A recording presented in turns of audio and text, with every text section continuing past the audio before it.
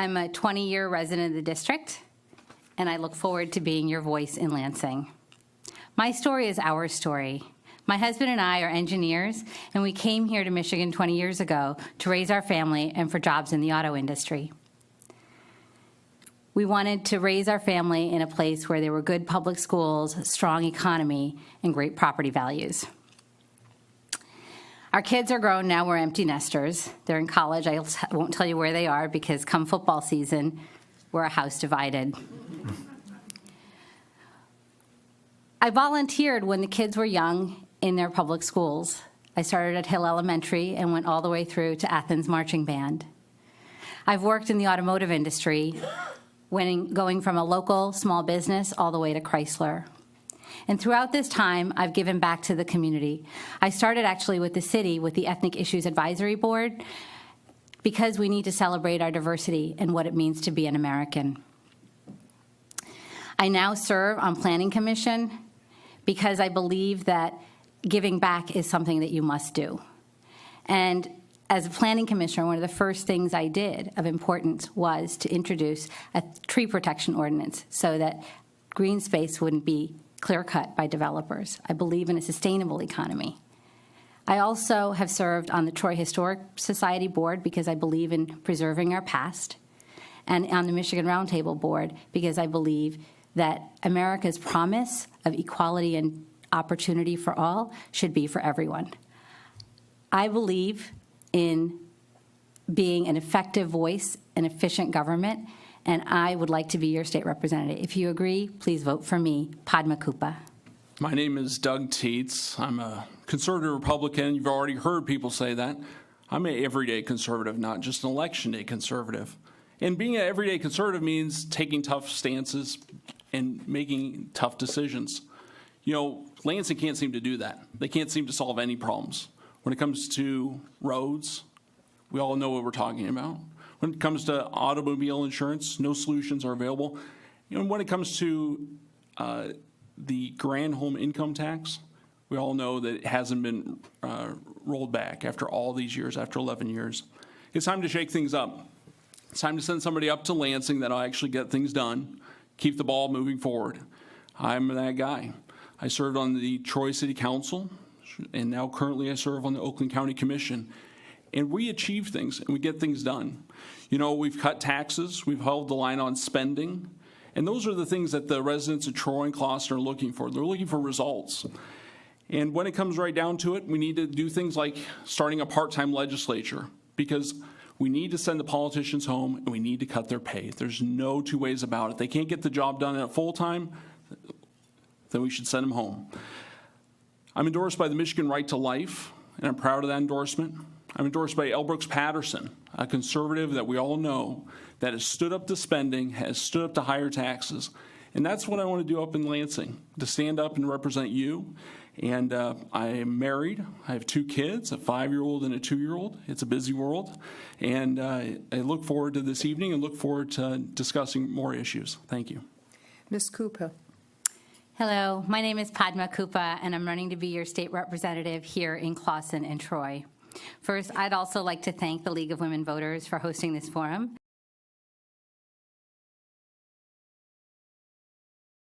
I'm a product of public schools, and I chose Troy because of its public schools. My 2 children have been through the Troy public schools. I believe that we need to fund our schools adequately. While I agree that the retiree pensions are an issue, our school funding needs an overhaul. And one of the things that happened last week on Tuesday is that 30 groups, bipartisan groups, came together with business leaders, administrators, teachers, to say that we need to apply. There's been multiple bipartisan studies, and it's called the Launch Michigan Project, and I would support anything that they recommend, starting with ensuring that per pupil funding is at the level it needs to be, because we are now one of the lowest in the nation. We've gone from being top 10 in education to being bottom 10, and money has something to do with that. Teets. Yeah, education is all about who you're going to trust. Who do you trust? The administration, the teachers' unions, or parents? I trust parents about making decisions for their kids' education. I trust local school boards to make those decisions. You know, when it comes to education at the state level, there's a lot of preaching from Lansing, telling local school districts, you should do that, you should do this. You know, the Troy School Board, the Clawson School Board, they can make the best decisions for the kids. And you know what? Parents give them plenty of feedback. And that's the key to education. It's not necessarily always a money issue. It's who do you trust and the obligations that come down from Lansing. Thanks.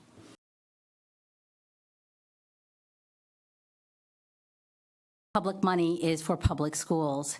If you are to fund charter schools, you should also hold them accountable to the same standards. Federal guidelines don't apply to charter schools. For example, they don't need to educate children with special needs. So I believe that charter schools should not, and they have been receiving public money, and they have not been held accountable. There's actually a legislation that's been introduced called the School Fact Act. I would support the School Fact Act to make sure that charter schools are held to the same accountability as public schools. Currently, they do receive public funds, and they offer opportunity for kids that are in failing districts to have a good education. I think it's cruel for residents of Troy and Clawson that have great schools to say to a resident of Detroit that has failing schools, charter schools shouldn't be an option. I think that's a cruel thing to do. I think the right solution is to give parents the options and ideas and how they can solve problems. You know, I think it's very simple that way.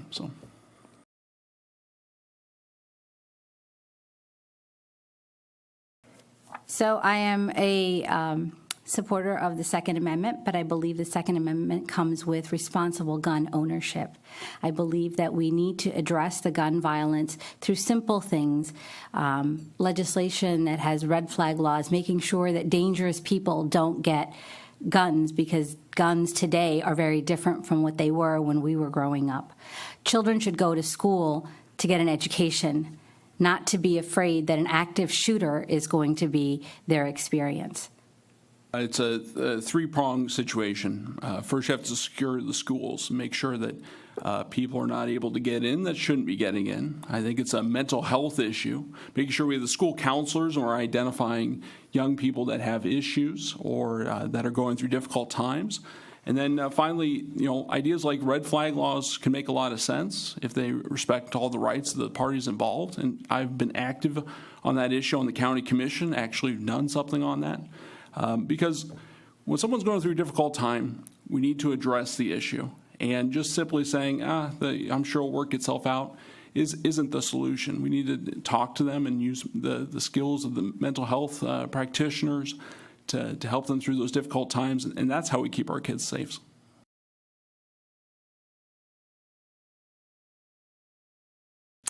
So I remember when my children were young that there was a call for input for the Troy Futures process, the 2020 visioning, so that we could develop a master plan. So that's when I first started volunteering on things to do with planning.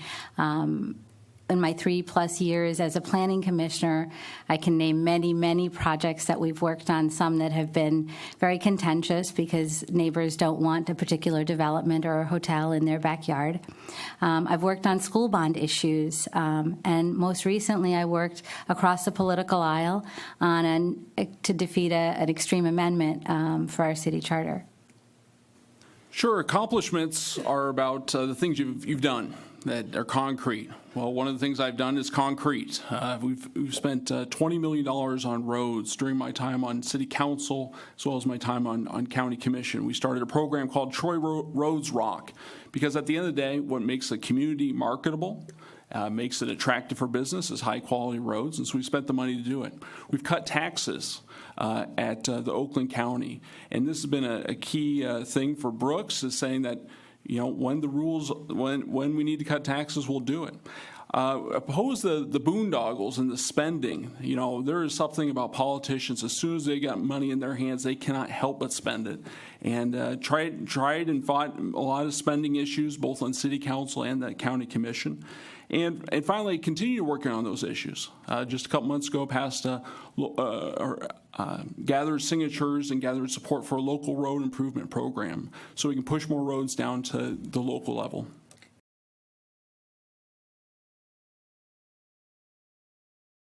I believe the first thing to do is to use the budget dollars that we have and invest in it. If we don't have a strong infrastructure, we will not have a strong economy. As we see, we are paying now for what happened in Flint, for poisoning an American city. We cannot risk that happening again, because if we don't invest in it now, we will pay for it generations to come. Yeah, part of the fundamental concern of most residents is the roads are crummy, infrastructure isn't getting fixed, and they say we pay more taxes and nothing changes. Well, I can tell you why it doesn't change. Because the money goes into the general fund and then gets frittered away by the politicians who say, oh, that sounds like a good use of the money, or that's a good use of the money. And that's what's wrong with Lansing.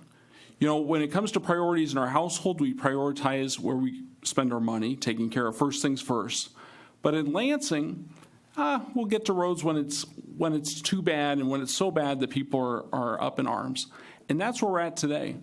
We need to demand that the money that we pay on every gallon of gas gets put into a bucket only for roads. This using that sales tax fees and the sales tax money and putting it into the general fund just doesn't work. We need to just put some handcuffs on the politicians so the money gets spent on roads rather than their pet projects.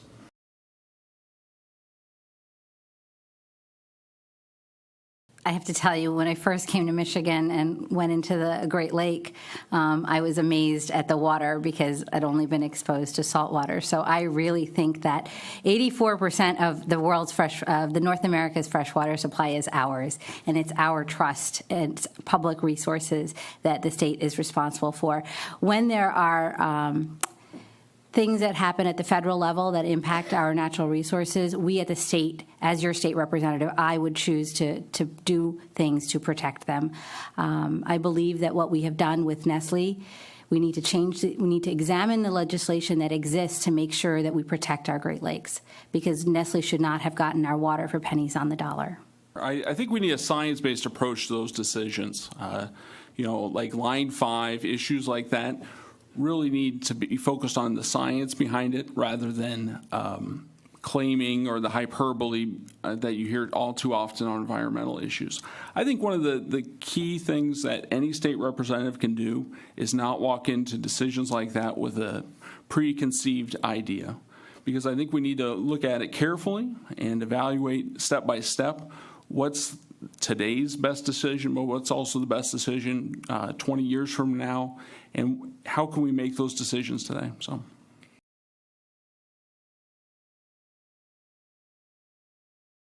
A few years ago, there was a shooting in a church, and I got together with my friends Kelly, Jen, and a friend Kathy, who is from the Million Mom March, and we held a vigil and a fundraiser for that church so we could provide some supplies because they had needlessly lost some lives in that church for a Wednesday evening meeting. Maybe it was Wednesday evening, but a Bible study meeting. I'm the only candidate, I believe, that's gotten the Moms Demand Action Gun Sense candidate distinction.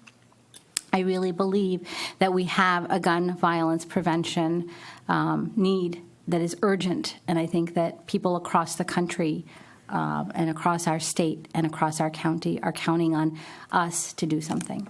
Yeah, working across the aisle is something I do currently. I work with Democrats and Republicans to actually get things done.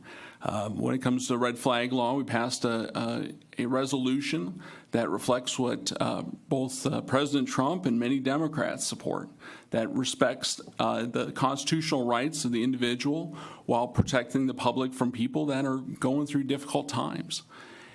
And I think that's how you achieve things in Lansing, is be able to talk to folks who you may not agree with on everything and actually get that done. And I've done that here locally. I've worked with Republicans and Democrats on all sorts of projects where we've actually achieved our end result that we wanted, rather than pointing fingers or rehashing same old arguments. And I think that's how you get things done in Lansing.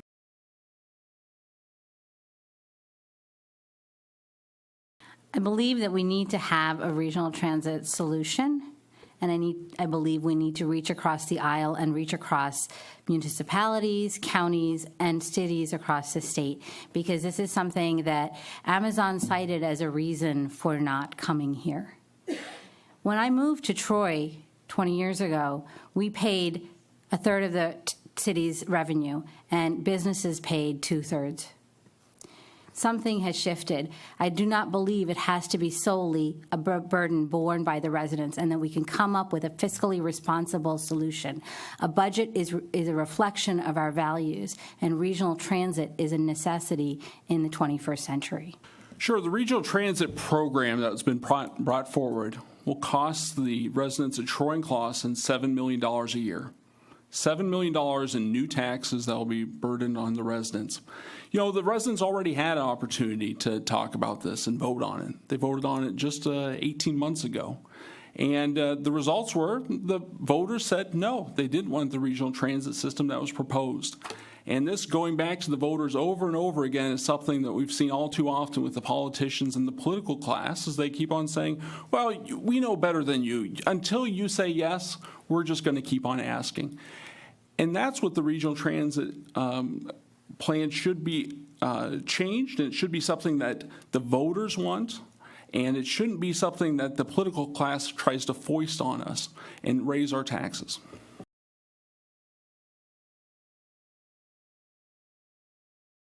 I believe the voters have the opportunity to decide that on the ballot this year, and I will go with the will of the people. But I do believe that along with legalization, if that is the way the voters decide, that we must generate revenue to protect public safety and welfare. That is what I've seen other states that have done this, and we must police it because we need to protect our communities. Yeah, I oppose the legalization of recreational marijuana.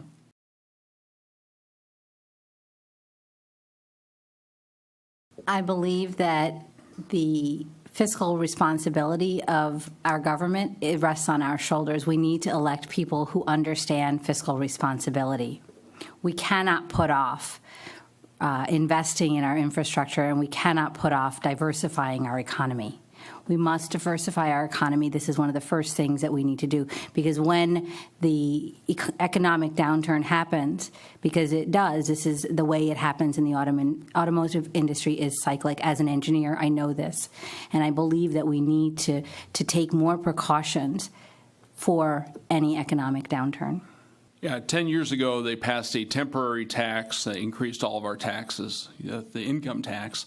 And now we're looking at a new recession where they're going to pass another tax, or they're potentially a recession. You know, this is what's wrong with Lansing, is Lansing can't seem to solve any problems, and they can't seem to ever live up to their promises. They promised it would be temporary, and now here we are 10 years later. We have the same tax sitting on the books. I don't know if we're, what kind of recession will be a small hiccup? Will it be a long-term recession? I don't know. But I can assure you, when we trust people with their own money and let them keep more of their money and hold the spending back, it puts us all in a better situation with your budget. That's the actual budget that matters, not the Lansing budget.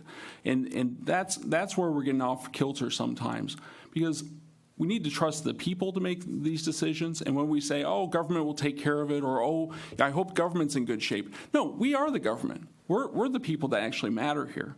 And that's very frustrating to me when I hear that.